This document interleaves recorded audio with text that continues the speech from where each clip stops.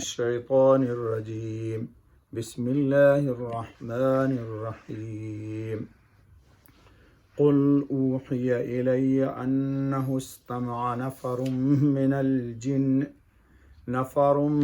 الجن فقالوا إنا سمعنا قرآنا عجبا صدق الله العظيم.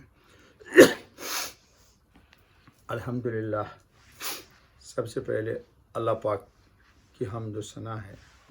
اللہم لک الحمد کلہ ولک الملک کلہ وبیدک الخیر کلہ وإلیک یرجع الامر کلہ علانیتہ وسرہ لک الحمد انک علی کل شیء قدیر. فاغفر لی ما مضی من ذنوبی وعصمنی فیما بقی من عمری وارزقنی اعمالا زاکیۃ ترضی بها عنی وتب علی. اللہم آمین. تقریباً 2.25 ماہ کے بعد آج پھر اللہ پاک نے موقع فراہم فرمایا کہ درس کا سلسلہ شروع ہو رہا ہے. یہ بھی اللہ کا کرم ہے، اس کا فضل ہے، اس کی توفیق سے ہر خیر کا وجود ہے. انسان چاہ کے بھی کر نہیں سکتا کوئی خیر، اور چاہ کے بھی برائی سے بچ نہیں سکتا، الا یہ کہ اللہ جس سے نیکی کرا لے یا اللہ جس کو برائی سے بچا لے. تو آج ہمارے درس میں آیت ہے سورۃ الجن، جس کی ایک آیت پڑھی گئی ہے.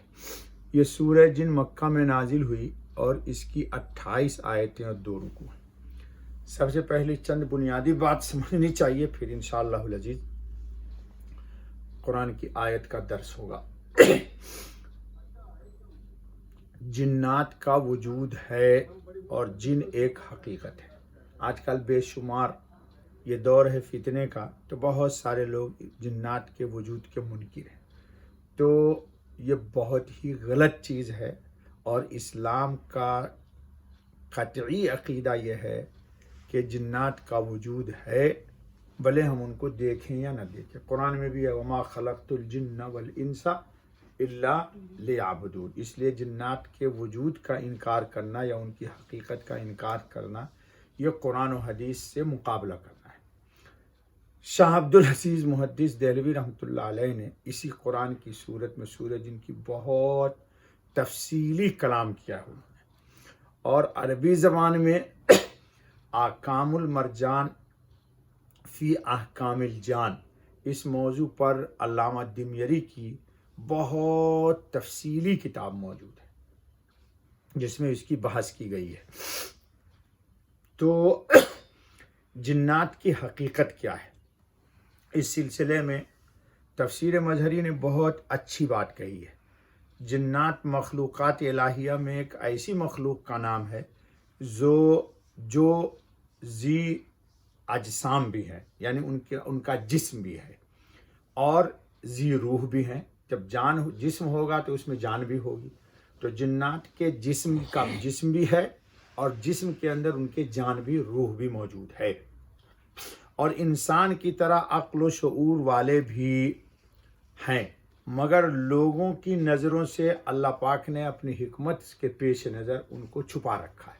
عادتاً وہ دکھتے نہیں ہیں، اور نہ اللہ پاک ان کو دکھلاتا ہے لوگوں کو. اس لیے ان کا نام بھی جن رکھا گیا. کیا نام رکھا گیا؟ جن. جن کا ترجمہ ہوتا ہے جنن چھپانا، جنن پوشیدہ. ٹھیک ہے، تو اس کا نام جن رکھا گیا، جن کے لفظی معنی مخفی کے ہیں. ان کی تخلیق غالب مادہ آگ ہے. قرآن کریم نے کہا والجان خلقناہ من قبل من نار السموم، کہ اللہ نے جنات کو آگ سے پیدا کیا ہے اور انسان کو مٹی سے پیدا کیا ہے. جی، تو ان جنات کی تخلیق میں غالب مادہ آگ ہے، اور انسان کی تخلیق میں غالب مادہ مٹی ہے. جی، انسان کی طرح جنات میں بھی نر ہیں اور مادہ، یعنی فیمیل بھی ہے اور میل بھی، دونوں ہیں. اور انسان ہی کی طرح اس میں پیدائش کا سلسلہ ہے. جیسے انسانوں میں عورتوں سے بچے پیدا ہوتے، ان میں بھی پیدا ہوتے، تاکہ ان کی نسل آگے چلے. جی، قرآن کریم میں جن کو شیاطین کہا گیا وہ بھی جنات ہی میں سے شریر لوگوں کا نام ہے.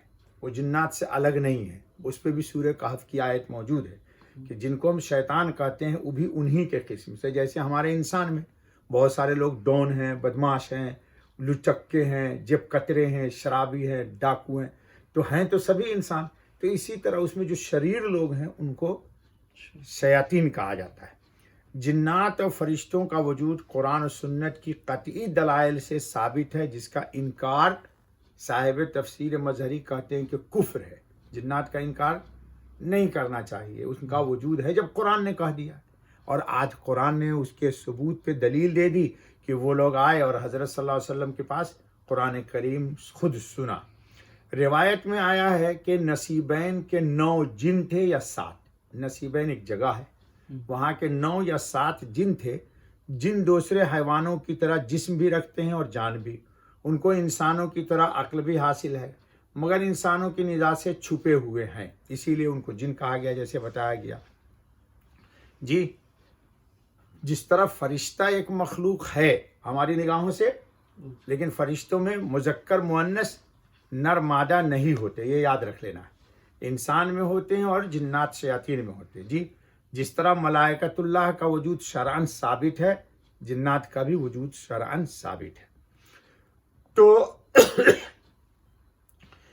آیت کا جو رخ ہے، قل اوحی الی انہ استمع نفر من الجن فقالوا انا سمعنا قرآنا عجبا. آیت کے رخ سے پتہ یہ چلتا ہے کہ رسول اللہ خاتم النبیین صلی اللہ علیہ وسلم نے جنات کو نہیں دیکھا تھا. آپ نے دیکھا نہیں، انہوں نے قرآن سنا، جس کی تفصیل آ رہی ہے روایتوں میں. کسی وقت حضور اکرم خاتم النبیین صلی اللہ علیہ وسلم قرآن کریم کی قرات کر رہے تھے، اتفاقاً جنات بھی آ گئے اور انہوں نے قرات سن لی. اس واقعے کی اطلاع رب العزت نے وحی کے ذریعے اپنے رسول خاتم النبیین صلی اللہ علیہ وسلم کو دی، جیسے قرآن خود کہتا ہے کہ انہ استمع نفر من الجن. جنات کی ایک جماعت نے حضور خاتم النبیین صلی اللہ علیہ وسلم سے قرآن سنا، قصہ بیان کر دیا. بخاری و مسلم و ترمذی میں حضرت ابن عباس کا قول نقل کیا ہے کہ رسول اللہ خاتم النبیین صلی اللہ علیہ وسلم نے جنات کے سامنے نہ قرآن پڑھا نہ ان کو دیکھا، بلکہ واقعہ یہ ہوا کہ بازار عکاظ کو جانے کے ارادہ سے صحابہ رضی اللہ عنہ آپ خاتم النبیین صلی اللہ علیہ وسلم کے ساتھ مکہ سے چلے تھے. اس وقت شیطانوں سے آسمان کی خبریں روک دی گئی تھیں. یہ بات بطور خاص یاد رکھ لینا چاہیے ہمارے دوستوں کو کہ میرا مزاج ہے ختم نبوت کا. یہاں اس سے یہ پتہ لگتا ہے کہ جنات نے بھی حضرت خاتم النبیین صلی اللہ علیہ وسلم کی ختم نبوت کو مانا ہے. کیوں؟ آسمان پر جانا ان کا جب روک دیا گیا تو جناتوں نے تحقیق شروع کی کہ بھائی ہماری رکاوٹ کا ذریعہ اور سبب کیا بنا. تو قرآن کریم جب انہوں نے سنا تو سننے کے بعد یہ فیصلہ انہوں نے کیا کہ اسی وجہ سے ہماری آمد و رفت پر پابندی لگا دی گئی ہے. اور خبر لینے کے لیے آسمان کی طرف چڑھنے والے شیطانوں کو انگاروں سے مارا جاتا تھا. معلوم یہ ہوا کہ پہلے لوگوں انبیاء کے زمانے میں ان کی جانے پر پابندی نہیں تھی، اور خاتم النبیین علیہ الصلوۃ والتسلیم کی بعثت کے بعد ان کے جانے آنے پر آسمان کی خبروں کو چوری کرنے پر پابندی لگا دی گئی. تو گویا کہ شیطان لعین نے بھی خاتم النبیین علیہ الصلوۃ والتسلیم کی ختم نبوت کو مانا ہے، بھلے ایمان نہ لائے. جنات نے آپس میں کہا کہ اس کی کوئی خاص وجہ تو ضرور ہے، کوئی نئی بات ضرور پیدا ہوئی ہے. مشرق و مغرب میں جا کر دیکھو نئی بات کیا پیدا ہوئی ہے. یہ طے کر کے جنات تلاش کرنے کے لیے چل دیے اور ایک گروہ تہامہ کی طرف آ گیا. تہامہ یعنی مکے کی طرف. یہی گروہ رسول اللہ خاتم النبیین صلی اللہ علیہ وسلم کی طرف بھی مڑ گیا. حضور کو دیکھا اس نے. آپ صلی اللہ علیہ وسلم اس وقت نخلا یعنی کھجوروں میں ساتھیوں کو فجر کی نماز پڑھا رہے تھے. جنات نے قرآن سنا تو متوجہ ہو کر سننے لگے اور بولے بخدا یہی تمہارے اور آسمانی خبروں کے درمیان رکاوٹ پیدا ہوئی ہے. کہا اللہ کی قسم یہ جو روکا گیا ہے واقعہ یہ اسی لیے ہم کو روک دیا گیا. چنانچہ واپس آ کر اپنی قوم سے انہوں نے کہا قوم والو ہم نے عجیب قرآن سنا ہے، جس کی تفصیل اس میں آ گئی جو انشاءاللہ کل تفصیل سے آئے گی آپ کے سامنے. سبحان اللہ بحمدہ سبحان اللہ.